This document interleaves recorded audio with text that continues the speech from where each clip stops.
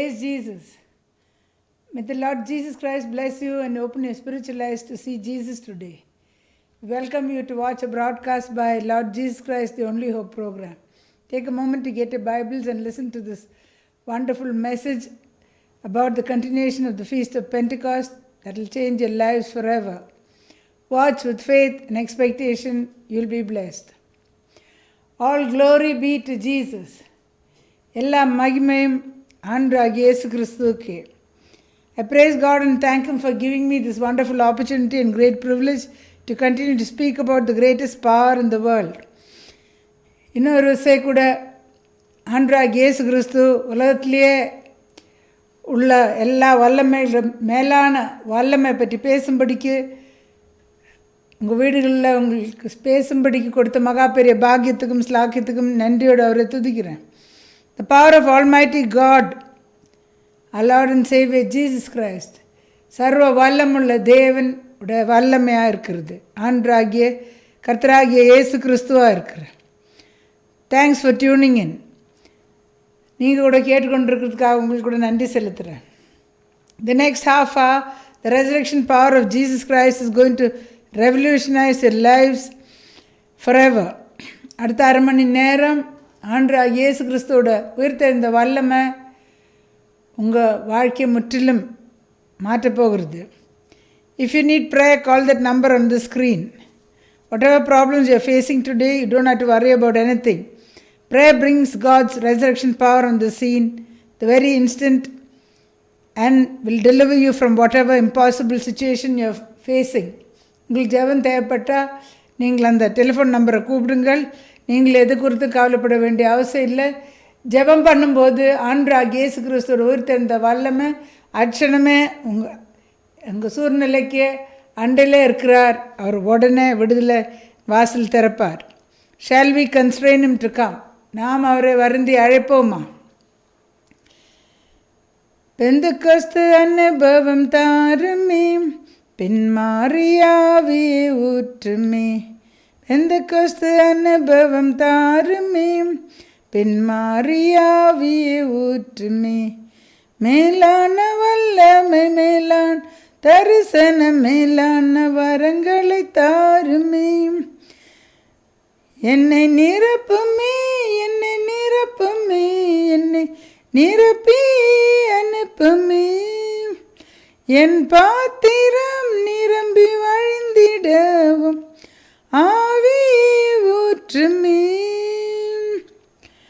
Amen. Hallelujah. Hallelujah. Last week we saw that the Feast of Pentecost was the birthday of the New Testament church, and that the church of Lord Jesus Christ was started by the first apostles of Jesus Christ, where 3,000 people who repented were baptized in the name of Jesus Christ for the forgiveness of sins. When Peter stood up and preached the message of salvation. போன வார செய்தியில் நாம் கேட்டோம், பேதுரு எழுந்து நின்று ரட்சிப்பின் சுவிசேஷத்தை பெண்டிகாஸ் பண்டிகை நாளில் எழுந்து பிரசங்கம் பண்ண போது புதிய ஏற்பாட்டின் சபை, கர்த்தராகிய இயேசு கிறிஸ்துவின் சபை முதலாவது ஆரம்பமானது. அந்த நாள் அது சபையோட பிறந்த நாளாக இருந்தது. 3000 பேர்கள் வந்து கர்த்தராகிய இயேசு கிறிஸ்துவின் நாமத்தில் அவர்கள் ஞானசனம் பெற்றதை பற்றி நாம் பார்த்தோம். Blessed are you, Simon Bar-Jonah, for flesh and blood has not revealed this to you, but my Father who is in heaven. And I also say to you, you are Peter, and on this rock I will build my church, and the gates of hell shall not prevail against it. மத்தேயு சுவிசேஷம் 16 அதிகாரம் 17-18 நாம் வாசிக்கிறோம். In Matthew chapter 16 verse 17 and 18, Jesus says to Peter, இயேசு அவனை நோக்கி, யோனாவின் குமாரனாகிய சீமோனே, நீ பாக்கியவான், மாம்சமும் இரத்தமும் இதை உனக்கு வெளிப்படுத்தவில்லை, பரலோகத்தில் இருக்கிற என் பிதா இதை உனக்கு வெளிப்படுத்தினார். மேலும் நான் உனக்கு சொல்லுகிறேன், நீ பேதுருவாய் இருக்கிறாய், இந்த கல்லின் மேல் என் சபையை கட்டுவேன், பாதாளத்தின் வாசல் அதை மேற்கொள்ளுவதில்லை. Hallelujah. Hallelujah. Many people are under the impression that Jesus built his church on Peter, and that is not true. But he built it on the revelation the Father gave Peter of who Jesus was. அநேகர் என்ன நினைக்கிறார்கள், இயேசு கிறிஸ்து சபை பேதுரு மேலே தான் கட்டி வைத்தார் என்று. ஆனால் அது கிடையாது, பேதுரு மேலே கட்டவில்லை. பேதுருக்கு பிதாவானவர் கொடுத்த வெளிப்பாடு மேலே தான் இயேசு யார் என்று வெளிப்படுத்தினது. அந்த வெளிப்பாடு மேலே தான், இயேசு மேலே தான் அந்த சபையை கட்டினது. This is his church which he purchased with his own blood in Acts 20:28 we read. அப்போஸ்தலர் நடபடிகள் 20 அதிகாரம் 28 நாம் வாசிக்கிறோம், இது தன்னுடைய சொந்த ரத்தத்தை சிந்தி சம்பாதிச்ச சபை என்று. And it cannot be built on Peter's name. அது பேதுருவின் பேர் மேலே கட்ட முடியாது. If he did, then the gates of hell will prevail against it. அப்படி மனுஷன் மேலே கட்டினா பாதாளத்தின் வாசல் அது மேற்கொள்ளும். His church cannot be built on any other name because there is only one name given that the gates of hell cannot prevail against, and that is the name of Jesus. இப்போ நாம் என்ன பார்க்குறோம், வேறு யாருன்னா பேர் மேலே கட்டினா நிச்சயமாக பாதாளத்தின் வாசல் மேற்கொள்ளும். அதனால வேறு ஒரு நாமத்தின் பேர் மேலேயும் கட்ட முடியாது. ஏனென்றால் அதுக்காக ஒரு நாமம் கொடுக்கப்பட்டுள்ளது, அது இயேசு என்ற நாமமாக இருக்கிறது.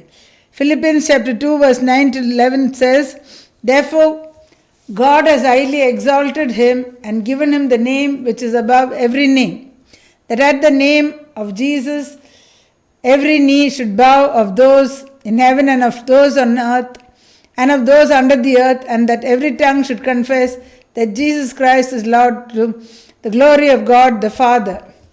பிலிப்பியர் 2:9-11 நாம் வாசித்தோம். ஆதலால் தேவன் எல்லாவற்றுக்கும் மேலாக அவரை உயர்த்தி இயேசுவின் நாமத்திலே வானோர் பூதலத்தோர் பூமியின் கீழானுடைய முழங்கால் யாவும் முடங்கும்படிக்கும் பிதாவாகிய தேவனுக்கு மகிமையாக இயேசு கிறிஸ்து கர்த்தர் என்றும் நாவுகள் யாவும் அறிக்கை பண்ணும்படிக்கும் எல்லா நாமத்திற்கும் மேலான நாமத்தை அவருக்கு தந்தருளினார். Hallelujah, hallelujah. The church of the Lord Jesus Christ is built on his name because that is the only name that the gates of hell cannot prevail against. இயேசு நாமத்தின் மேலே தான் கர்த்தராகிய இயேசு கிறிஸ்துவின் சபையில் கட்டப்பட்டுள்ளது. ஏனென்றால் பாதாளத்தின் வாசல் மேற்கொள்ள முடியாத ஒரு நாமம் அதான் இயேசுவின் நாமம் மட்டமாக இருக்கிறது. You cannot name his church by any man's name. ஒரு மனுஷனோட பேர் மேலே கர்த்தரோட சபையை கட்ட முடியாது. The power is in the name of Jesus only and no other. அந்த வல்லமை எங்கே இருக்குது? சர்வ வல்லமை இயேசு கிறிஸ்துவோட நாமத்தின் உள்ளதான் இருக்கிறது, வேறு எந்த நாமத்திலையும் கிடையாது. In 1 Corinthians chapter 3 verse 11, Apostle Paul writes, For no other foundation can anyone lay than that which is laid, which is Jesus Christ. 1 Corinthians 3:11 அப்போஸ்தலனாகிய பவுல் எழுதுறது நாம் வாசிக்கிறோம். போடப்படுகிற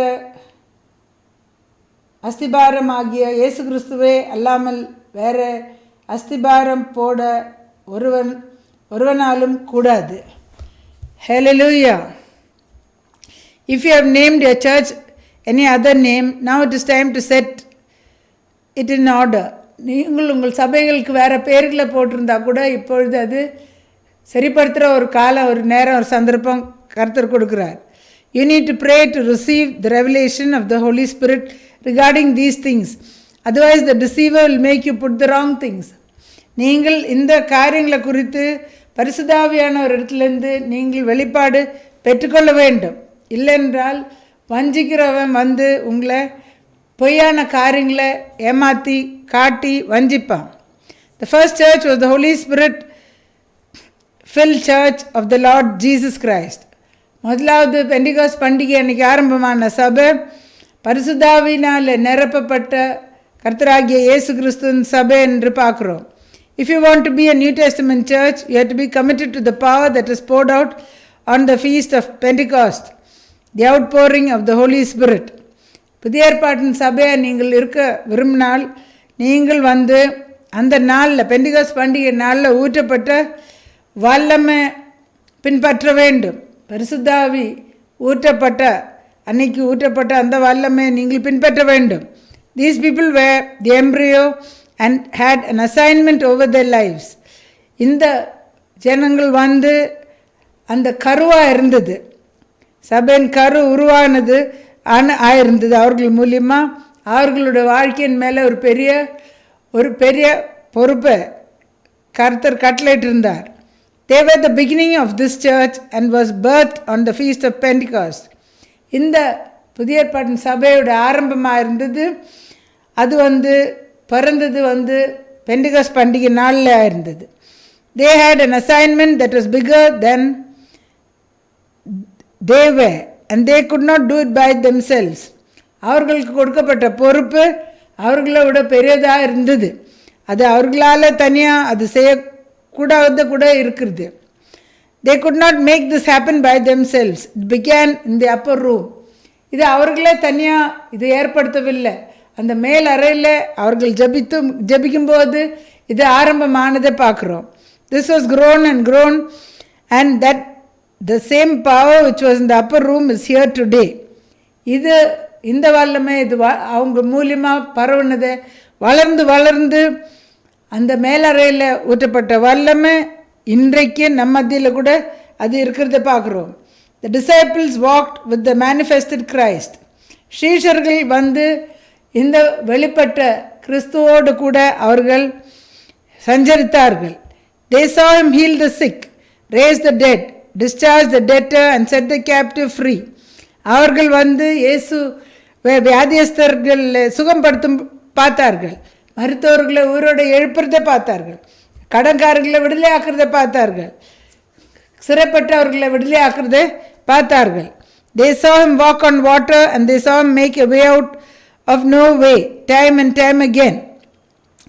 அடிக்கடிக்கு அவர்கள் வந்து அற்புதங்கள் செய்த பார்த்தார்கள், தண்ணி மேலே நடந்ததை பார்த்தார்கள், வழி இல்லாத இடத்துல ஒரு வழி உண்டாக்குறதை பார்த்தார்கள். அடிக்கடிக்கு தொடர்ந்து அவர்கள் பார்த்து கொண்டே இருந்தார்கள். They saw him raise Lazarus from the dead, but still they could not do what God had called them to do. மரித்த லாசரோவை கூட உயிரோடு எழுப்புறதை அவர்கள் பார்த்தார்கள். ஆனாலும் தேவன் அவர்களை என்ன செய்ய அழைத்திருந்தார்களோ அது அவர்களால் செய்ய முடியாது இருந்தது. That was because they were without the power of the Holy Spirit. ஏனென்றால் அந்த பரிசுத்தாவின் வல்லமை அவர்களிடத்தில் இருக்காது இருந்தபடியால். They had on the job training from the master himself, but they were not allowed to be commissioned in the ministry until they were filled with the Holy Spirit. ஆனாலும் ஆண்டவராகிய இயேசு கிறிஸ்துவோடு கூடவே பயிற்சி பெற்றுக்கொண்டிருந்தால் கூட அவர்களுக்கு கர்த்தர் வந்து கட்டளை கொடுக்கல ஊழியத்தை செய்யும்படிக்கு. பரிசுத்தாவியினாலே நிரப்பப்படாவிட்டால் அவர்களுக்கு ஆண்டவர் அவர்களுக்கு ஊழியம் செய்யும்படிக்கு கட்டளை கொடுக்கல. If Peter needed the Holy Spirit, we certainly need the Holy Spirit. If John needed the Holy Spirit, you certainly need the Holy Spirit. பேதுருக்கு பரிசுத்தாவி தேவைப்பட்டிருந்தா அபிஷேகம் நமக்கு நிச்சயமாக வேணும். யோவான் கூட பரிசுத்தாவி பெற்றுக்கொள்ள வேணுமா இருந்திருந்தா நமக்கும் நிச்சயமாக வேணும். The power of the Holy Spirit is more than just a level. It's a new dimension. பரிசுத்தாவின் வல்லமை வந்து ஒரு இடத்துலேருந்து இன்னொரு இடத்துக்கு போகிறதில்ல, அது ஒரு புதிய பரிமாணமாக இருக்கிறது. It's a new divine dimension. அது வந்து ஒரு தெய்வீக பரிமாணமாக இருக்கிறது. Divine means you have a source from another world. It is a supernatural source. தெய்வீகம் என்று சொன்னால் வந்து அதோடைய ஆரம்பம் வந்து வேற ஒரு உலகத்துலேருந்து அது வருகிறது. அது வந்து இயற்கைக்கு அப்பாற்பட்ட ஒரு இடத்துலேருந்து வருகிறது. A divine dimension is a place previously unoccupied. அப்போது அந்த தெய்வீக பரிமாணம் எந்த இடமா இருக்கிறது, அது வந்து முன்னே யாராலே அந்த இடத்துல அது நிரப்பாத இருக்கிற ஒரு இடமா இருந்தது. It is going way you never been.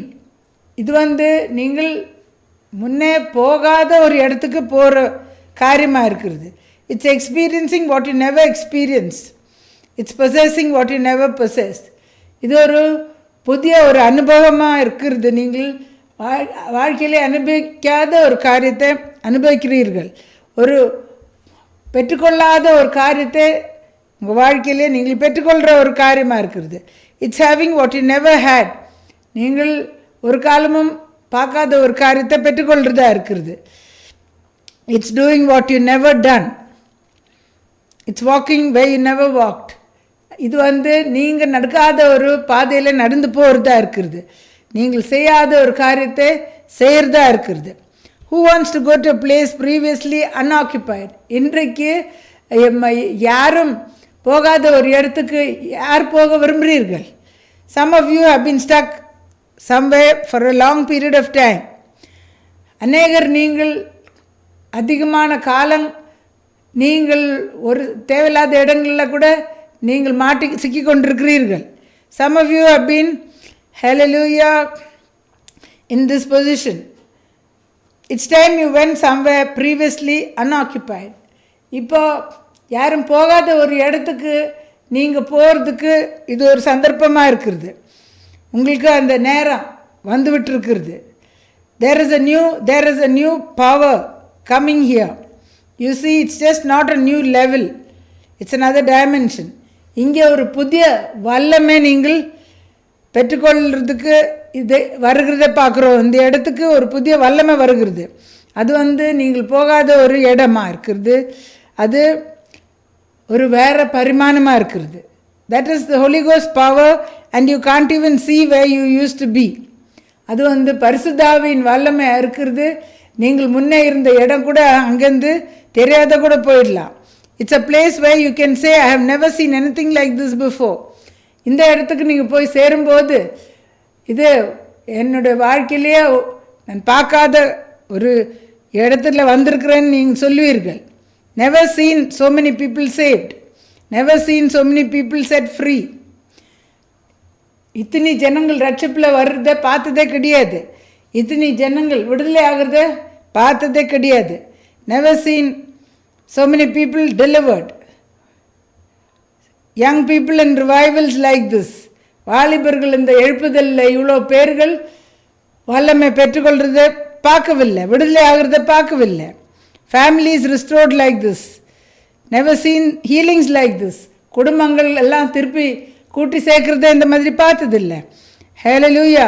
அநேகருக்கு சுகம் பெற்றுக்கொள்கிறத இந்த அளவில் பார்த்ததில்லை முன்னே. And growth like never before. சபைகள் வளர்ச்சி அடையிறதே இந்த அளவுக்கு முன்னே பார்த்ததில்லை. I just want to say, I can't even believe where you brought me to, Lord Jesus. Hallelujah. நாம் என்ன சொல்லுவோம்? இயேசுவே, நீர் எங்களை இந்த மாதிரி ஒரு இடத்துக்கு கொண்டு வந்திருக்கிறேன்னு சொல்லிட்டு விசுவாசிக்க கூட முடியாதுன்னு நீங்கள் சொல்வீர்கள்.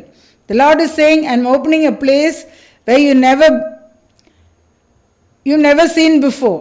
கர்த்தர் என்ன சொல்லுகிறார்? நீங்கள் பார்க்காத ஒரு இடத்துக்கு உங்களை கொண்டு போய் வாசலை திறந்து கொண்டு நடத்துகிறேன். Is the Spirit in you saying, move Holy Ghost, do what you want in this place?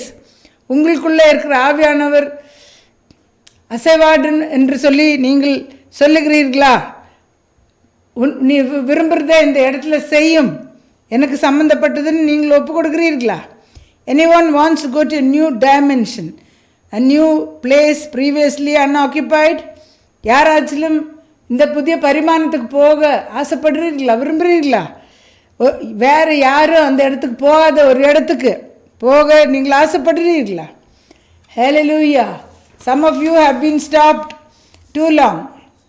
அநேகர் குறைவான இடத்துல அதிக காலம் தடைப்பட்டு இருக்கிறீர்கள். There is a new power coming to his church in these days. இந்த காலகட்டத்தில் அவருடைய சபைக்கு புதிய வல்லமைகள் வந்து கொண்டிருக்கிறத பார்க்குறோம். It is not just another level. Holy Spirit is another dimension where you can't even reference or see where you had been before. இது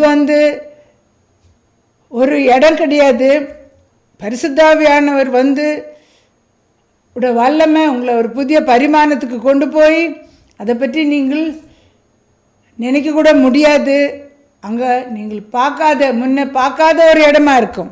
Is there any one of you who is saying, I want to go to a new place? நீங்கள் கேட்டுக்கொண்டிருக்கிற ஒருத்தரும் கூட ஒரு புதிய இடத்துக்கு நாம் போக ஆசைப்படுகிறேன்னு சொல்லுகிறீர்களா? where I can say I have never seen anything like this before in my life. அந்த இடத்துல போயிட்டு இந்த மாதிரி என் வாழ்க்கையிலே சம்பவிச்சதே கிடையாது, பார்த்தது இல்லைன்னு சொல்கிறதுக்கு போக ஆசைப்படுகிறீர்களா? I wanted to go to a place previously unoccupied. நீங்கள் யாரும் போகாத இடத்துக்கு இந்த பெண்டிகாஸ்ட் பண்டிகை நாட்களில் நீங்கள் போக வேண்டும். I can't believe where you brought me, God.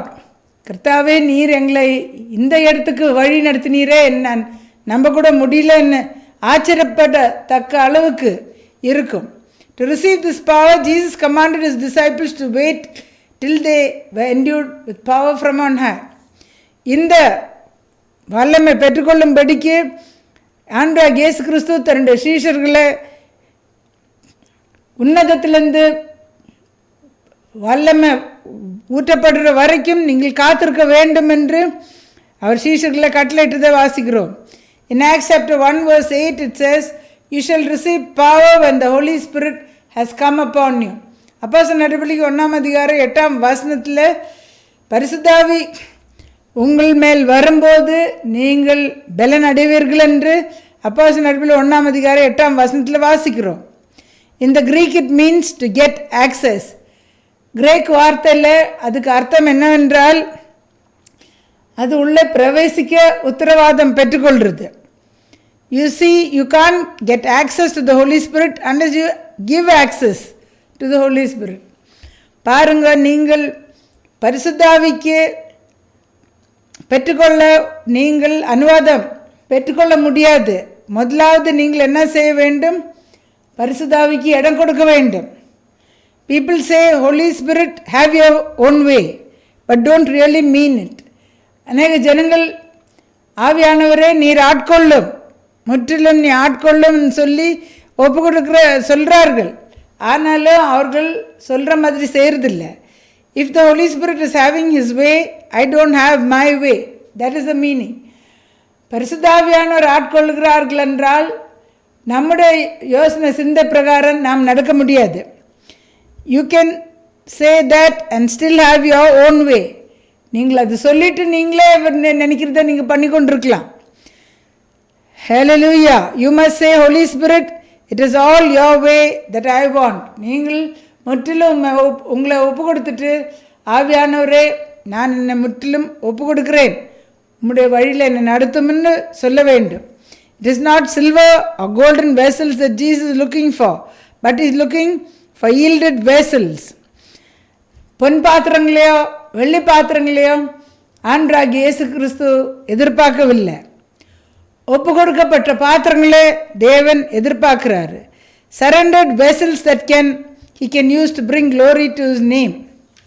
முற்றிலும் ஒப்பு கொடுக்கப்பட்ட பாத்திரங்கள் அவருடைய நாமத்துக்கு மகிமை கொண்டு வரும்படிக்கு தான் அவர் எதிர்பார்க்கிறார். If Christ has to live through you, you have to die first. Your flesh has to die.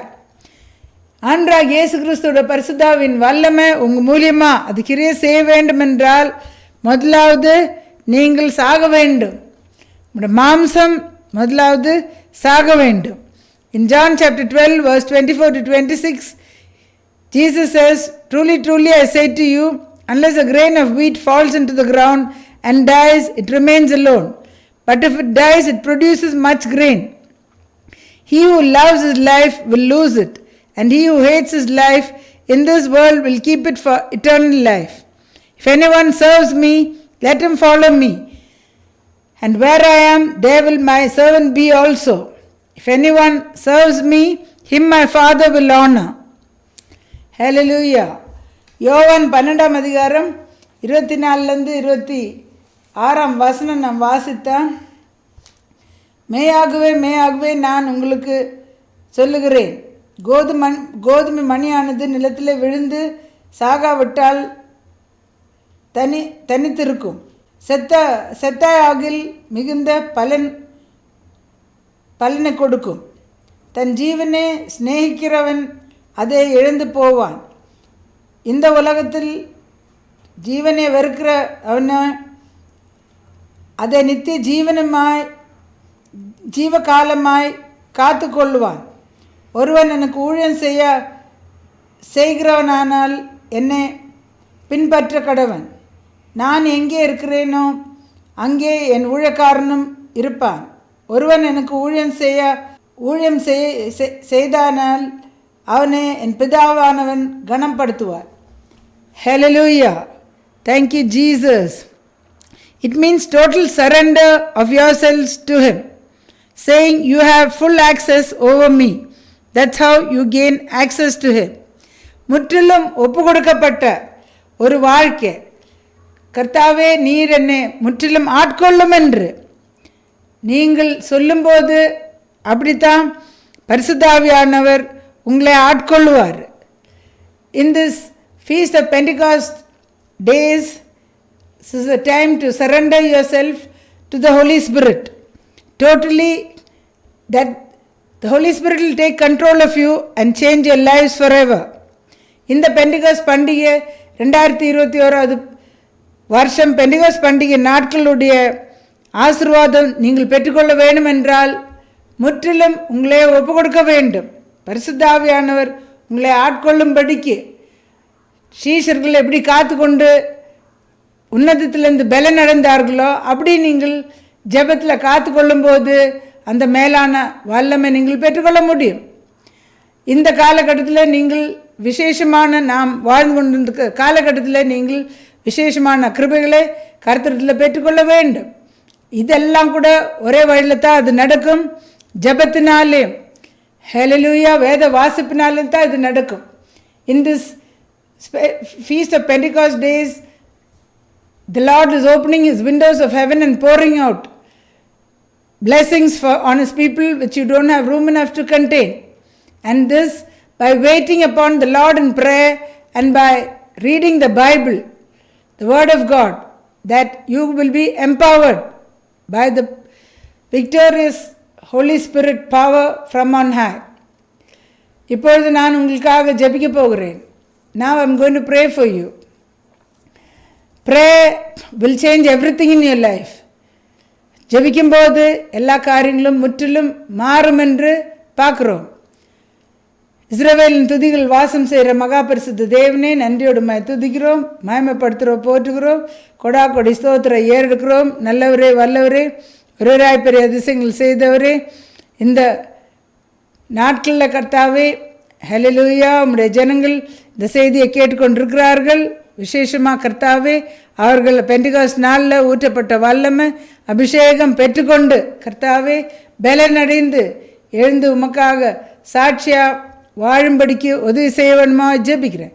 இப்பொழுதே இந்த செய்தி கேட்டுக்கொண்டிருக்கிற ஒருத்தரும் கர்த்தாவே மேலே உம்முடைய அபிஷேக வல்லமை ஊற்று, உடைய ஆவியை ஊற்று, பலப்படுத்துகிற கிறிஸ்துனால் எல்லாம் கூடும் அபிஷேக ஊற்று கர்த்தாவே. எல்லா வியாதியிலேருந்து விடுதலை தாரும், எல்லா கட்டுகளிலேருந்தும் விடுதலை தாரும் கர்த்தாவே. எல்லா பிரச்சனையும் போராட்டங்களும் என்ன இருந்தால் கூட கர்த்தாவே உம்முடைய ஆவி எங்கே உண்டு அங்கே விடுதலை உண்டுன்னு பார்க்குறோம். அபிஷேக வல்லமை அவங்க மேலே ஊற்று கர்த்தாவே. குறையெல்லாம் நீ நிறைவாக்குற தேவன். பெண்டிகாஸ்ட் பண்டிகையில் நாட்களில் கர்த்தாவே ஹல்லேலூயா விசேஷமான கிருபையில நீ உம்முடைய ஜனங்களுக்கு கொடுத்தீரே. இந்த நாட்களே நீர் அப்படியே செய்வன்மா ஜெபிக்கிறேன், அப்படியே செய்வன்மா ஜெபிக்கிறேன். ஆசீர்வதியும் வழி நடத்து. இயேசு கிறிஸ்துவின் நல்ல நாமத்தில் ஜெபிக்கிறேன் நல்ல பிதாவே.